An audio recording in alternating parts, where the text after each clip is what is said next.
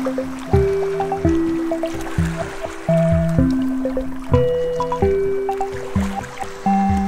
hey, what's up everybody? Welcome back to the Tide Pool. I'm Roman, that's David. Howdy. And the question of the hour is, David, do you think The Last Jedi has the chance to be the greatest, the bestest of all the Star Wars films? Well, Yay or nay? You're just asking the big questions right out the gate. Does it have the chance? Yeah, of course it does. Okay. It absolutely could be the best Star Wars movie ever. Okay, let me do this. There's Okay. a little thing from Jedi Council, Collider. If anybody of you guys are Jedi Council fans out there, please say hey. I watch every week. Hey. But over or under? Over or under 65%?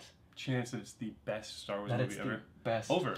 I could say over. I could see this. You really think potentially? so? Yes, potentially. I could see coming into this movie and being like, "That was the best Star Wars movie I've ever seen." Okay. 65% chance. Yeah, I don't know if I'd go much higher than that. Okay. But I think I'm gonna 65. go under. You think under? I'm gonna go under. Not because I don't think it has a chance. Again, we all know it has a chance. Everything has a chance. Yeah. But here's what I think is going against it right now. Let's hear it. One is, and the biggest thing we all know is just nostalgia. You cannot. Can't beat nostalgia. You cannot beat nostalgia. You can't beat the first time you do anything, pretty much. Yeah. And it is the original, right? It's the thing that everything spawned from. So to overcome that, it will have to be so good. And even then, we didn't say my favorite Star Wars movie. You said the best Star Wars movie. So my favorite Star Wars movie is always going to be A New Hope because it's the first Star Wars movie I ever saw. It's not the best Star Wars movie. That's a good point. In my opinion, the best Star Wars movie that I've ever seen is Empire Strikes Back. Okay, as a complete film, right? As a complete film. So I think this could be. Now, there's some tough competition. Return of the Jedi, Empire Strikes Back are both excellent movies, but I think there's a chance with Rian Johnson at the helm. Yeah. With the great questions and relationships they set into play in The Force Awakens, now we get a chance to start playing these off of each other and seeing these things resolve and different characters bounce off of each other.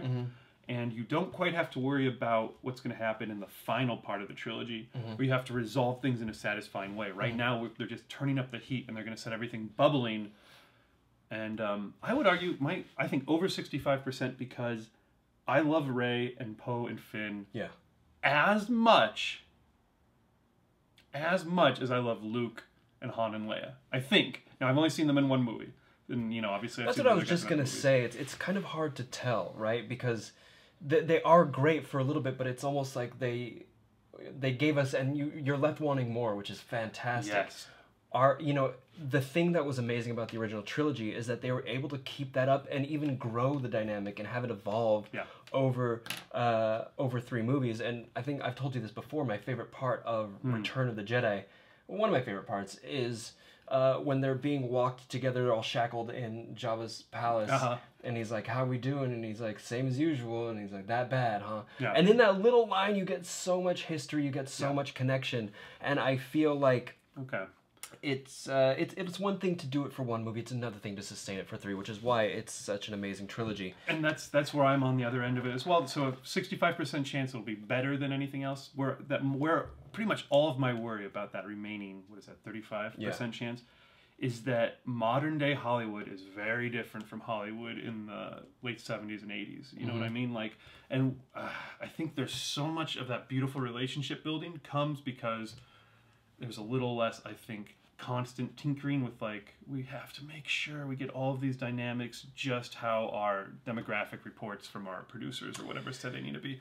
For example, in Return of the Jedi, one of my favorite scenes is in the Ewok village when it's like Han goes outside and Leia comes out and and Luke and Leia are out there and they're kind of just standing and looking out into the silent forest and having these very simple, non-flashy character moments that are just given a chance to breathe and take some time. And when I was a kid, I thought those scenes were boring. I was like, why are they talking? And when I watch it now, I go, it's a short and sweet, and in a few lines they say so much. And I'm worried that they're not going to give. I couldn't agree with you more. I think that I had this thought the other day, and maybe this is a thought that's been come up with before, but when I thought of it, I was like, oh man, I had this is a wonderful thought. Let's hear it. Which was that I think that the Force, you know how the Force created Anakin, basically? Yes, right? I try and forget about that, but yes, go ahead.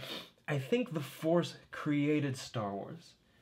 I think that the Force in the 70s wanted to know itself. And was like, I'm going to create a movie franchise to spread myself throughout the world. I love this thought. You know what I mean? And so I think the Force created itself, and so you cannot get outside of this fact that it was just the perfect coming together of all these things that you could never replicate, right? But George Lucas, when he had all the money and power, was like, I'm going to change it to make it different, and he made it worse, in my opinion. In my opinion. Ewoks shouldn't blink.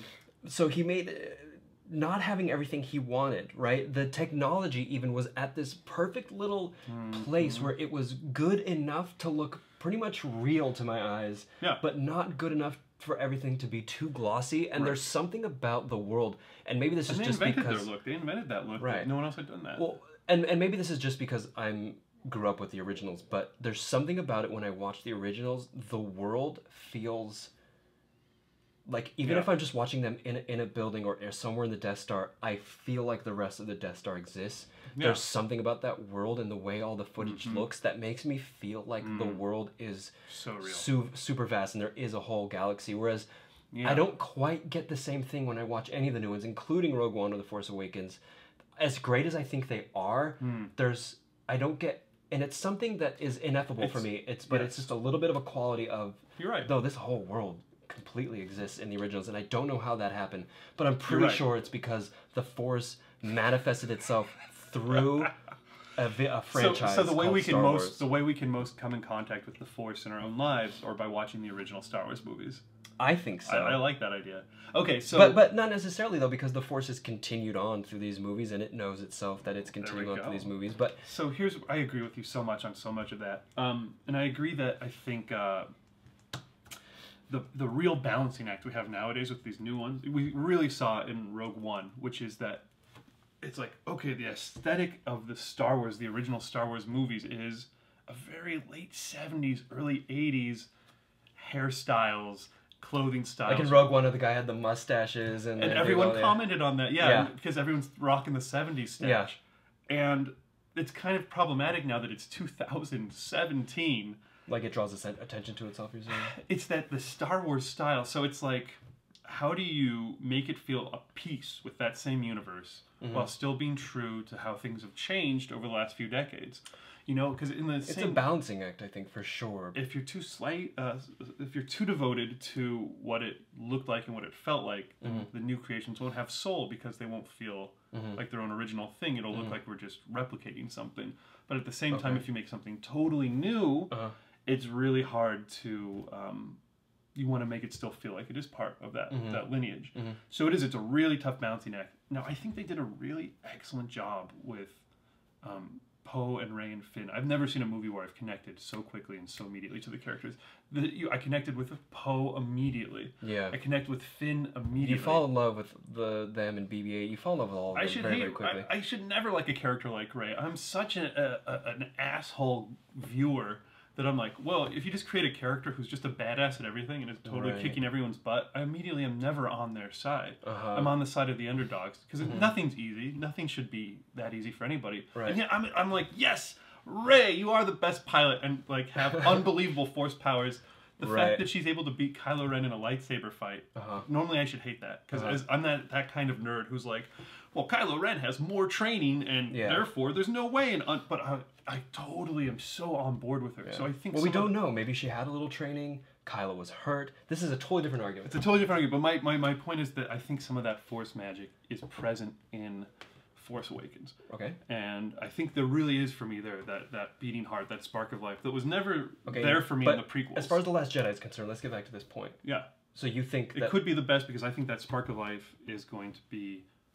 I think that those characters coming back and being in this, being able to start answering these amazing questions that they set up. I cannot wait to see Rey being trained by Luke Skywalker. Okay. Because I love Rey so much. I love Luke so much. And to see them training each other, if that scene is done well, that's going to be an incredible scene. And I can't wait for them to go back against Kylo Ren and have a fight with that. And I think some of these things are going to be amazing. Yeah. Truly amazing. And I totally agree with you. And where I think that The Last Jedi could be the greatest film of all time is in that, in what we just kind of touched on, is Rian Johnson, the characters that we love, and then adding this nuance that I think only a director like Rian Johnson could add. Adding this nuance to get to a point where the movie ends and there's this sense of gravitas and nuance that makes you feel like I'm feeling something, but it's you know, it's mixed and I don't know, but it's wonderful and it's it's this kind of mash of feelings.